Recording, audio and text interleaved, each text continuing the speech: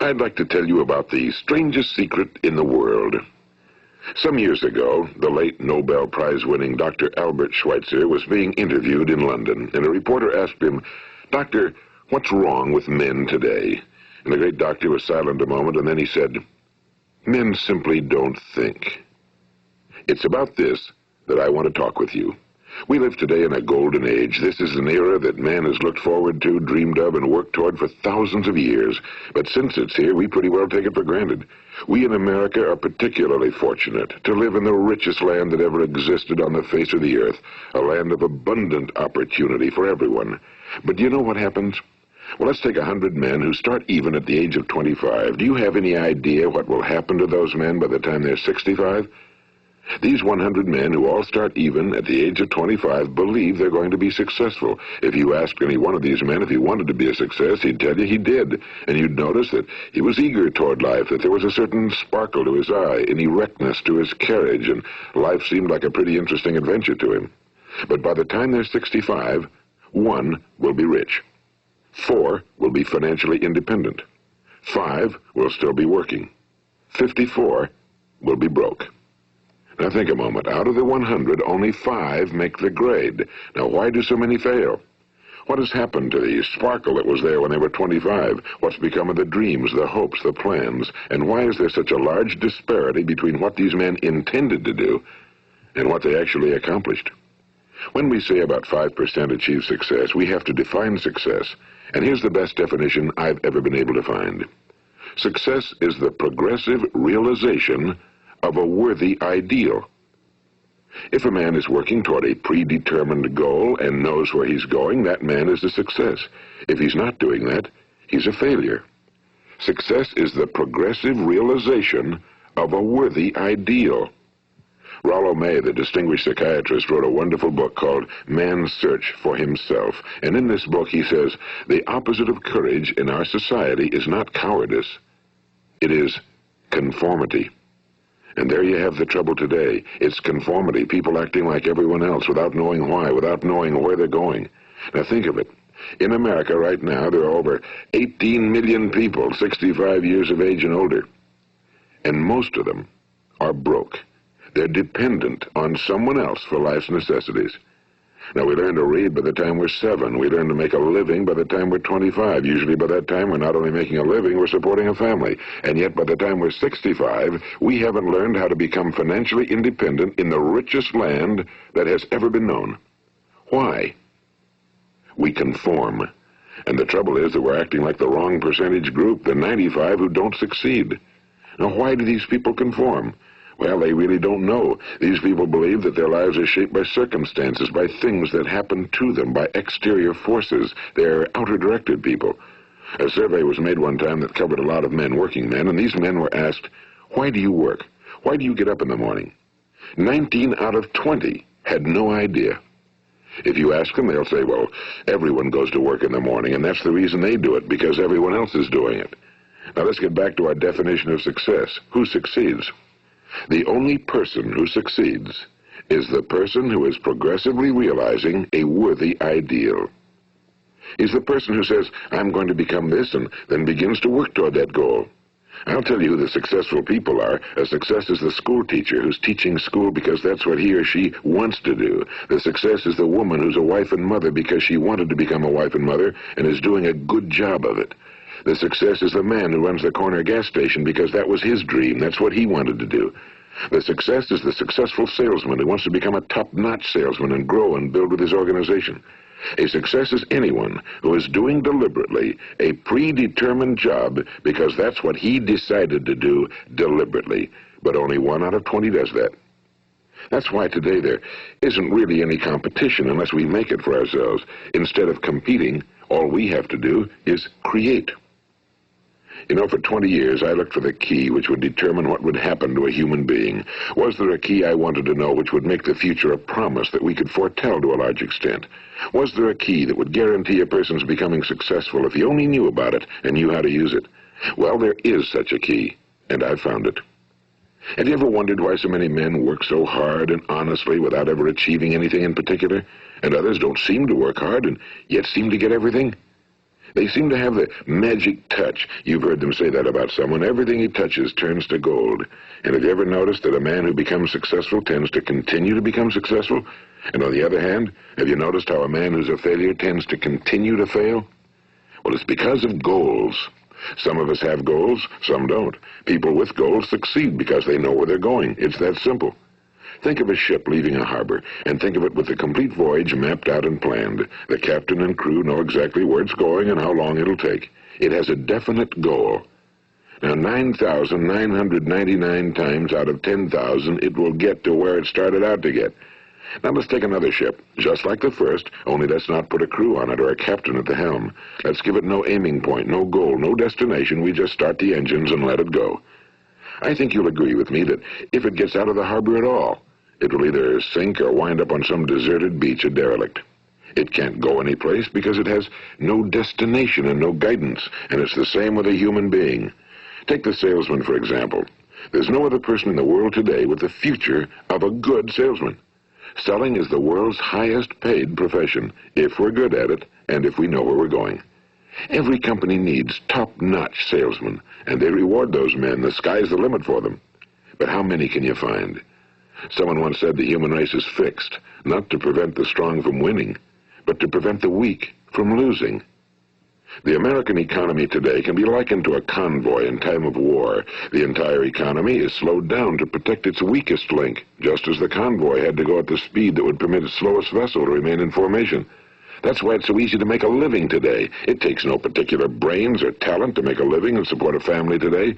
So we have a plateau of so-called security, if that's what a person's looking for. But we do have to decide how high above this plateau we want to aim. Now let's get back to the strangest secret in the world, the story that I wanted to tell you today. Why do men with goals succeed in life and men without them fail? Well, let me tell you something which, if you really understand it, will alter your life immediately. If you understand completely what I'm going to tell you from this moment on, your life will never be the same again. You'll suddenly find that good luck just seems to be attracted to you. The things you want just seem to fall in line, and from now on you won't have the problems, the worries, the gnawing lump of anxiety that perhaps you've experienced before. Doubt, fear, well, they'll be things of the past. Here's the key to success and the key to failure. We become what we think about. Now let me say that again. We become what we think about. Throughout all history, the great wise men and teachers, philosophers and prophets have disagreed with one another on many different things. It's only on this one point that they are in complete and unanimous agreement. Listen to what Marcus Aurelius, the great Roman emperor, said. A man's life is what his thoughts make of it. Disraeli said this. Everything comes if a man will only wait. I've brought myself by long meditation to the conviction that a human being with a settled purpose must accomplish it, and that nothing can resist a will that will stake even existence for its fulfillment. Ralph Waldo Emerson said this, a man is what he thinks about all day long.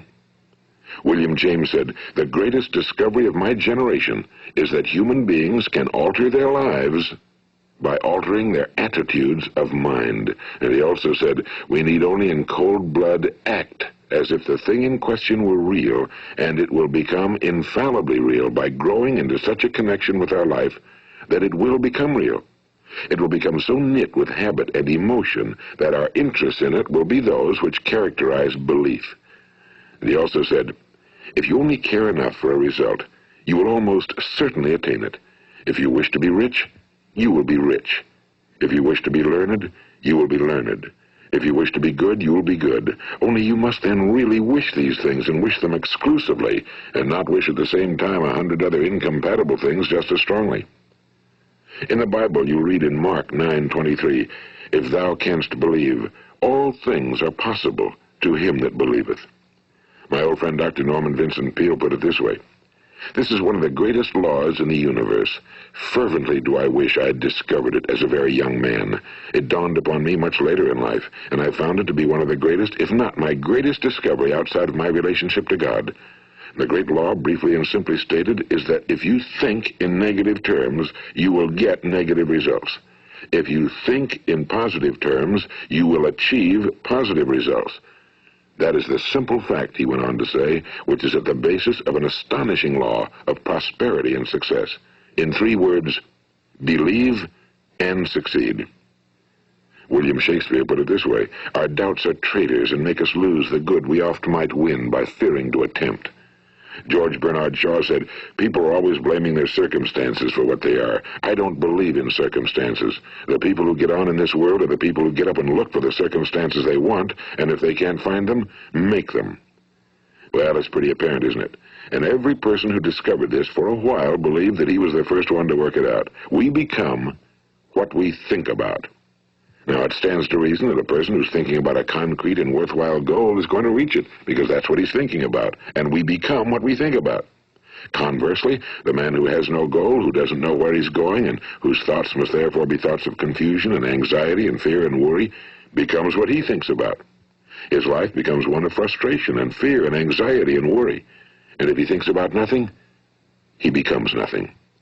Now, how does it work? Why do we become what we think about? Well, I'll tell you how it works as far as we know. Now, to do this, I want to tell you about a situation that parallels the human mind. Suppose a farmer has some land, and it's good, fertile land. Now, the land gives the farmer a choice. He may plant in that land whatever he chooses. The land doesn't care. It's up to the farmer to make the decision. Now, remember, we're comparing the human mind with the land because the mind, like the land, doesn't care what you plant in it. It will return what you plant, but it doesn't care what you plant. Now, let's say that the farmer has 2 seeds in his hand. One is a seed of corn. The other is nightshade, a deadly poison. He digs 2 little holes in the earth, and he plants both seeds, one corn, the other nightshade. He covers up the holes, waters, and takes care of the land, and what will happen? Invariably, the land will return what's planted. As it's written in the Bible, as ye sow, so shall ye reap. Now remember, the land doesn't care. It'll return poison in just as wonderful abundance as it will corn. So up come the 2 plants, one corn, one poison. Now, the human mind is far more fertile, far more incredible and mysterious than the land, but it works the same way. It doesn't care what we plant. Success, failure. A concrete, worthwhile goal, or confusion. Misunderstanding, fear, anxiety, and so on. But what we plant, it must return to us. You see, the human mind is the last great unexplored continent on Earth. It contains riches beyond our wildest dreams. It will return anything we want to plant. Now, you might say, well, if that's true, why don't people use their minds more? Well, I think they've figured out an answer to that one, too. Our mind comes as standard equipment at birth. It's free, and things that are given to us for nothing we place little value on. Things that we pay money for, we value. The paradox is that exactly the reverse is true. Everything that's really worthwhile in life came to us free. Our minds, our souls, our bodies, our hopes, our dreams, our ambitions, our intelligence, our love of family and children and friends and country, all these priceless possessions are free. But the things that cost us money are actually very cheap and can be replaced at any time. A good man can be completely wiped out and make another fortune. He can do that several times. Even if our home burns down, we can rebuild it. But the things we got for nothing, we can never replace. The human mind isn't used because we take it for granted. Familiarity breeds contempt. It can do any kind of job we assign to it, but generally speaking, we use it for little jobs instead of big, important ones. Universities have proved that most of us are operating on about 10% or less of our abilities. So decide now, what is it you want? Plant your goal in your mind. It's the most important decision you'll ever make in your entire life. What is it you want? Do you want to be an outstanding salesman? A better worker at your particular job? Do you want to go places in your company, in your community? Do you want to get rich? All you've got to do is plant that seed in your mind, care for it, work steadily toward your goal, and it will become a reality. It not only will, there's no way that it cannot. You see, that's a law, like the laws of Sir Isaac Newton, the laws of gravity. If you get on top of a building and jump off, you'll always go down, you'll never go up, and it's the same with all the other laws of nature. They always work. They're inflexible. Think about your goal in a relaxed, positive way. Picture yourself in your mind's eye as having already achieved this goal. See yourself doing the things you will be doing when you've reached your goal.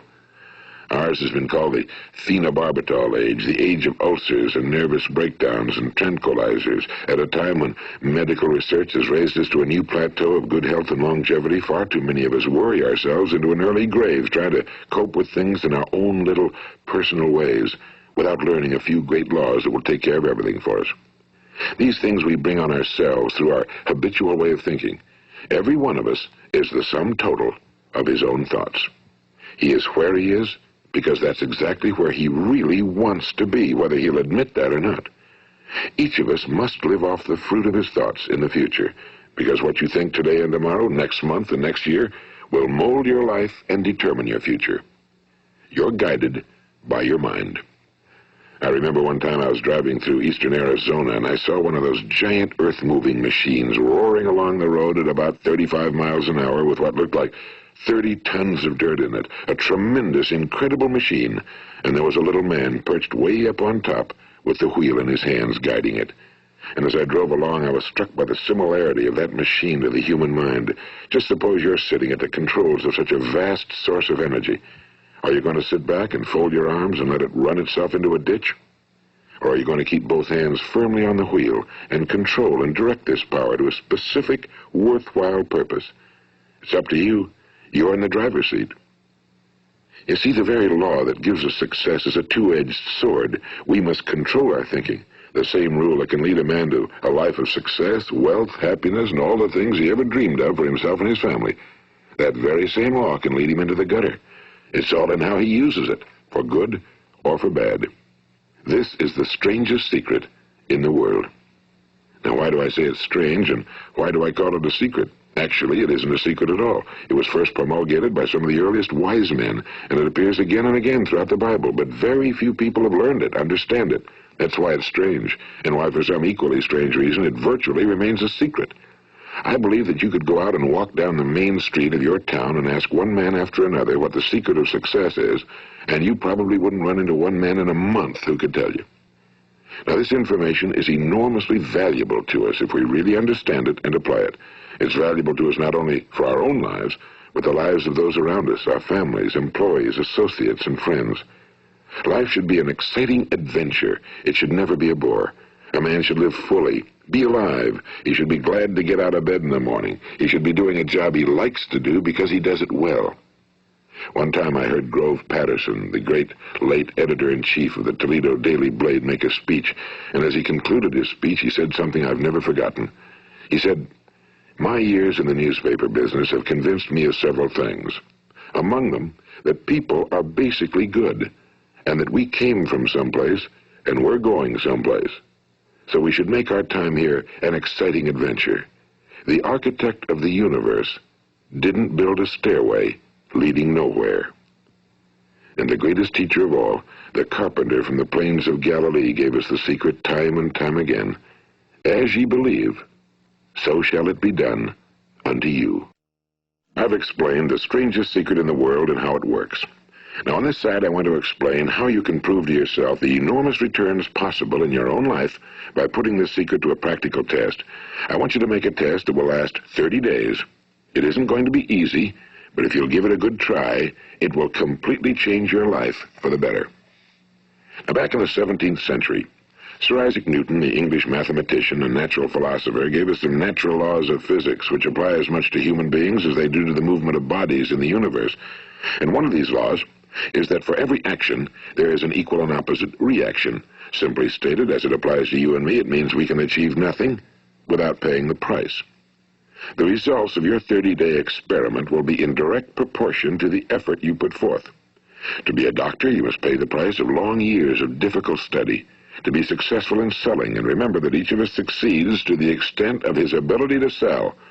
Selling our families on our ideas, selling education in schools, selling our children on the advantages of living the good and honest life, selling our associates and employees on the importance of being exceptional people. To, of course, the profession of selling itself.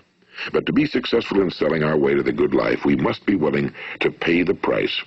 Now, what is that price? Well, it's many things. First, it's understanding emotionally, as well as intellectually, that we literally become what we think about, that we must control our thoughts if we're to control our lives. It's understanding fully that as ye sow, so shall ye reap. Second, it's cutting away all fetters from the mind and permitting it to soar as it was divinely designed to do. It's the realization that your limitations are self-imposed and that the opportunities for you today are enormous beyond belief. It's rising above narrow-minded pettiness and prejudice. And third, it's using all your courage to force yourself to think positively on your own problem, to set a definite and clearly defined goal for yourself, to let your marvelous mind think about your goal from all possible angles, to let your imagination speculate freely upon many different possible solutions, to refuse to believe that there are any circumstances sufficiently strong to defeat you in the accomplishment of your purpose, to act promptly and decisively when your course is clear, and to keep constantly aware of the fact that you are, at this moment, standing in the middle of your own acres of diamonds, as Russell Conwell used to point out. And fourth, save at least 10% of every dollar you earn.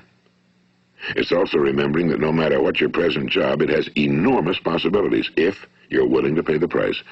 Now let's just go over the important points in the price each of us must pay to achieve the wonderful life that can be ours. It is, of course, worth any price. 1. You will become what you think about. 2. Remember the word imagination and let your mind begin to soar. 3. Courage. Concentrate on your goal every day. 4. Save 10% of what you earn. And 5. Action. Ideas are worthless unless we act on them. Now, I'll try to outline the 30-day test I want you to make. Keep in mind that you have nothing to lose by making this test and everything you could possibly want to gain. There are two things that may be said of everyone. Each of us wants something, and each of us is afraid of something. I want you to write on a card what it is you want more than anything else. It may be more money. Perhaps you'd like to double your income or make a specific amount of money. It may be a beautiful home. It may be success at your job. It may be a particular position in life. It could be a more harmonious family. Each of us wants something. Now write down on your card specifically what it is you want. Make sure it's a single goal and clearly defined. You needn't show it to anyone, but carry it with you so that you can look at it several times a day. Think about it in a cheerful, relaxed, positive way each morning when you get up, and immediately you have something to work for, something to get out of bed for, something to live for. Look at it every chance you get during the day and just before going to bed at night. And as you look at it, remember that you must become what you think about, and since you're thinking about your goal, you realize that soon it will be yours. In fact, it's yours really the moment you write it down and begin to think about it. Look at the abundance all around you as you go about your daily business. You have as much right to this abundance as any other living creature. It's yours for the asking. Now we come to the difficult part. Difficult because it means the formation of what is probably a brand new habit, and new habits are not easily formed. Once formed, however, it will follow you for the rest of your life. Stop thinking about what it is you fear. Each time a fearful or negative thought comes into your consciousness, replace it with a mental picture of your positive and worthwhile goal. And there'll come times when you'll feel like giving up. It's easier for a human being to think negatively than positively. That's why only 5% are successful. You must begin now to place yourself in that group. For 30 days, you must take control of your mind. It will think about only what you permit it to think about. Each day for this 30-day test, do more than you have to do. In addition to maintaining a cheerful, positive outlook, give of yourself more than you've ever done before. Do this knowing that your returns in life must be in direct proportion to what you give. The moment you decide on a goal to work toward, you're immediately a successful person. You are then in that rare and successful category of people who know where they're going. Out of every 100 people, you belong to the top 5. Don't concern yourself too much with how you're going to achieve your goal. Leave that completely to a power greater than yourself. All you have to do is know where you're going. The answers will come to you of their own accord and at the right time. Remember these words from the Sermon on the Mount, and remember them well. Keep them constantly before you this month of your test. Ask, and it shall be given you. Seek, and ye shall find. Knock, and it shall be opened unto you. For every one that asketh receiveth, and he that seeketh findeth, and to him that knocketh it shall be opened. It's as marvelous and as simple as that. In fact, it's so simple that in our seemingly complicated world, it's difficult for an adult to understand that all he needs is a purpose and faith. For 30 days, do your very best. If you're a salesman, go at it as you've never done before, not in a hectic fashion, but with the calm, cheerful assurance that time well spent will give you the abundance in return you deserve and want. If you're a homemaker, devote your 30-day test to completely giving of yourself without thinking about receiving anything in return, and you'll be amazed at the difference it makes in your life. No matter what your job, do it as you've never done it before for 30 days. And if you've kept your goal before you every day, you'll wonder and marvel at this new life you've found. Dorothea Brand, the outstanding editor and writer, discovered it for herself and tells about it in her fine book, Wake Up and Live. Her entire philosophy is reduced to the words, act as though it were impossible to fail. She made her own test with sincerity and faith, and her entire life was changed to one of overwhelming success. Now, you make your test for 30 full days. Don't start your test until you've made up your mind to stick with it. You see, by being persistent, you're demonstrating faith. Persistence is simply another word for faith. If you didn't have faith, you'd never persist. If you should fail during your first 30 days, by that I mean suddenly find yourself overwhelmed by negative thoughts, you've got to start over again from that point and go 30 more days. Gradually, your new habit will form until you find yourself one of that wonderful minority to whom virtually nothing is impossible. And don't forget the card. It's vitally important as you begin this new way of living. On one side of the card, write your goal, whatever it may be. On the other side, write the words we've quoted from the Sermon on the Mount. Ask, and it shall be given you. Seek, and ye shall find. Knock, and it shall be opened unto you. Nothing great was ever accomplished without inspiration. See that during these crucial first 30 days, your own inspiration is kept at a peak. And above all, don't worry. Worry brings fear, and fear is crippling. The only thing that can cause you to worry during your test is trying to do it all yourself. Know that all you have to do is hold your goal before you. Everything else will take care of itself. Remember also to keep calm and cheerful. Don't let petty things annoy you and get you off course. Now, since making this test is difficult, some will say, why should I bother? Well, look at the alternative. No one wants to be a failure. No one really wants to be a mediocre individual. No one wants a life constantly filled with worry and fear and frustration. Therefore, remember that you must reap that which you sow. If you sow negative thoughts, your life will be filled with negative things. If you sow positive thoughts, your life will be cheerful, successful, and positive. Now, gradually, you will have a tendency to forget what you've heard on this recording. Play it often. Keep reminding yourself of what you must do to form this new habit. Gather your whole family around at regular intervals and listen to what's been said here. You know, most men will tell you that they want to make money without understanding the law. The only people who make money work in a mint. The rest of us must earn money. This is what causes those who keep looking for something for nothing or a free ride to fail in life. The only way to earn money is by providing people with services or products which are needed and useful. We exchange our time and our product or service for the other man's money. Therefore, the law is that our financial return will be in direct proportion to our service. Now, success is not the result of making money. Making money is the result of success, and success is in direct proportion to our service. Most people have this law backwards. They believe that you're successful if you earn a lot of money. The truth is that you can only earn money after you're successful. It's like the story of the man who sat in front of the stove and said to it, "Give me heat, and then I'll add the wood." How many men and women do you know, or do you suppose there are today, who take the same attitude toward life? There are millions. We've got to put the fuel in before we can expect heat. Likewise, we've got to be of service first before we can expect money.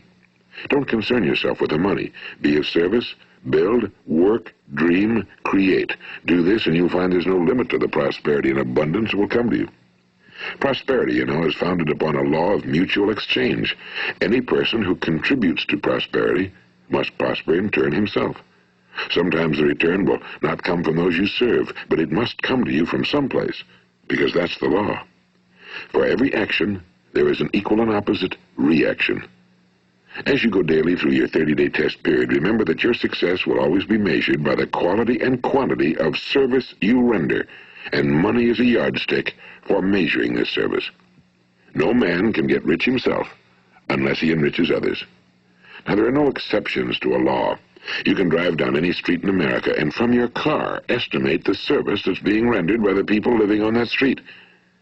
Had you ever thought of this yardstick before? It's interesting. Some, like ministers and priests and other devoted people, measure their returns in the realm of the spiritual, but again, their returns are equal to their service.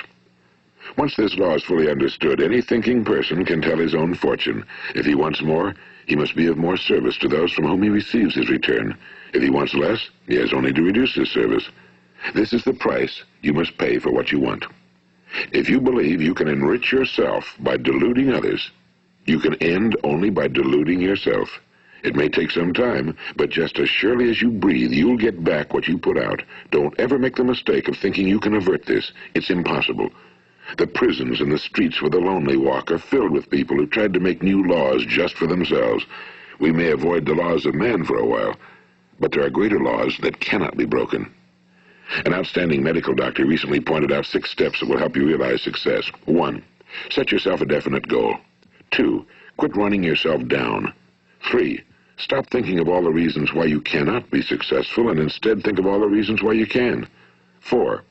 Trace your attitudes back through your childhood and try to discover where you first got the idea you couldn't be successful, if that's the way you've been thinking.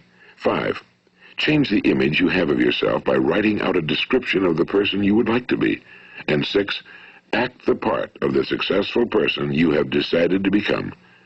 The doctor who wrote those words is a noted West Coast psychiatrist, Dr. David Harold Fink. Do what the experts since the dawn of recorded history have told you must do. Pay the price by becoming the person you want to become. It's not nearly as difficult as living unsuccessfully. Make your 30-day test, then repeat it again, and each time it will become more a part of you until you'll wonder how you could ever have lived any other way.